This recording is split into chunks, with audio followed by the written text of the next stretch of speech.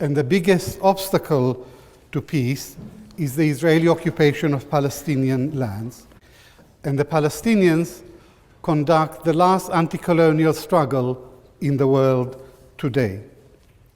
Israel prides itself on being a democracy, but because of the occupation, it's no longer a democracy, it's an ethnocracy, a country in which one ethnic group rules over another.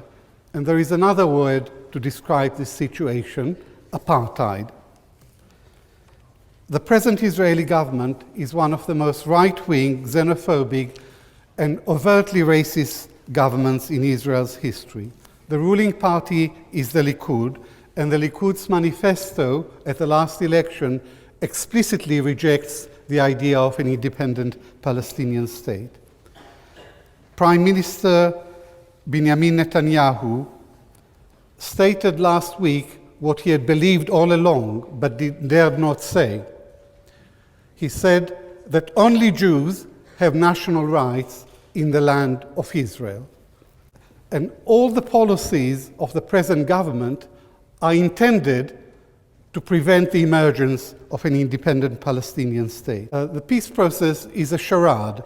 It's all process and no peace. But it's worse than a charade because it gives Israel just the cover that it needs to pursue its aggressive colonial project on the West Bank. The present government is hell-bent on settlement expansion, and settlement expansion is theft. Land grabbing and peacemaking don't go together. It's one or the other, and by its actions, if not by its words, this government has opted for land grabbing. This government has accelerated Jewish settlement in and around occupied Arab East Jerusalem in defiance of international law. This government continues to build the wall on the West Bank.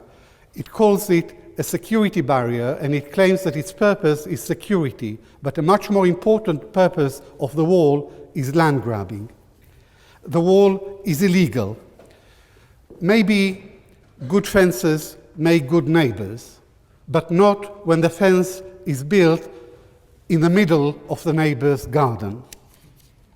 So Netanyahu is like the man who pretends to be negotiating the division of a pizza while he keeps eating it.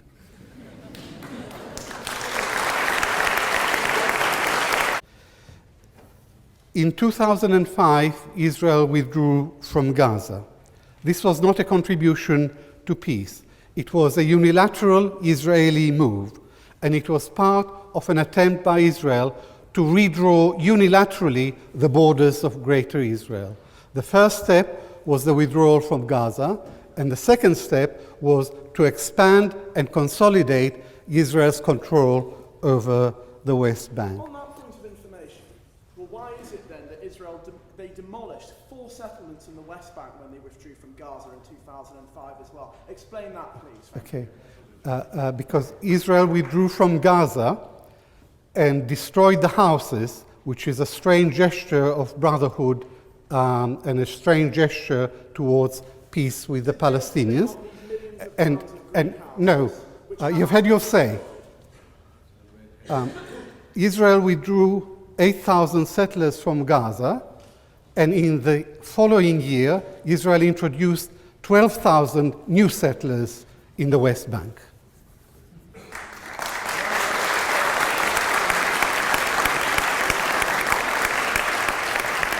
So as far as the Gazans were concerned, the result of this magnanimous Israeli gesture was to turn Gaza, to turn the Strip into an open-air prison. Since the withdrawal from Gaza, Israel has launched 3 military campaigns against Gaza, with very heavy casualties. In the last war in Gaza over the summer, there were 2,100 casualties, 80% of them civilians, and 577 of them were children. Israel also inflicted massive material damage on Gaza, which is estimated at £5 billion.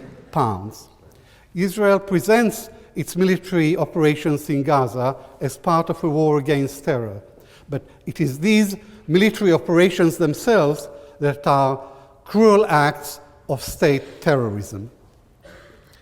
In the course of these three wars, Israel has committed war crimes, and they are documented in the Goldstone report. Point of information. No. Goldstone retracted his report. No, absolutely not. He did not. He changed his mind about one episode, but his report, which is 575 pages, and I read it from start to finish, his report documents 33 episodes, and not one, not two, not three, but a whole series of Israeli war crimes. During the last phase of the last Gaza war, the Israeli army launched a really vicious attack on civilians in Rafah. UN Secretary General Ban Ki-moon described it as a moral outrage and a criminal act. And I would regard these words as an appropriate description of Israel's entire policy towards Gaza. Israeli generals speak about their operations in Gaza as mowing the lawn. This is a very grim metaphor, and in any case, a very curious way of bringing about peace with the Palestinians. I served in the IDF in the mid-1960s, and I served loyally and proudly because in my time, the IDF was true to its name. It was the Israel Defense Forces. But as a result of the occupation, the IDF was transformed into the brutal police force of a brutal colonial power.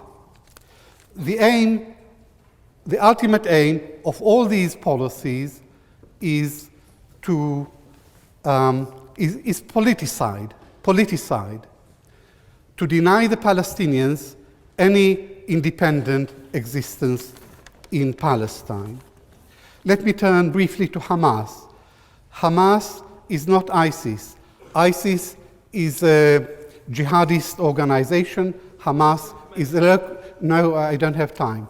Hamas is a local organization with a local agenda. And under international law, the Palestinians have the right to resist the occupation. Israel brands Hamas as a terrorist organization, but initially it supported it.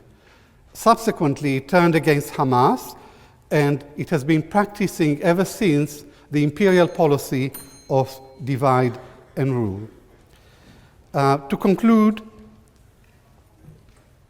Hamas is an Islamic resistance movement ready for negotiations leading to a two-state solution. Israel is a reactionary and racist colonial power which relies on brute military force to impose its apartheid regime on the Palestinians. Israel is the main obstacle to peace, and I reject this motion with some vehemence.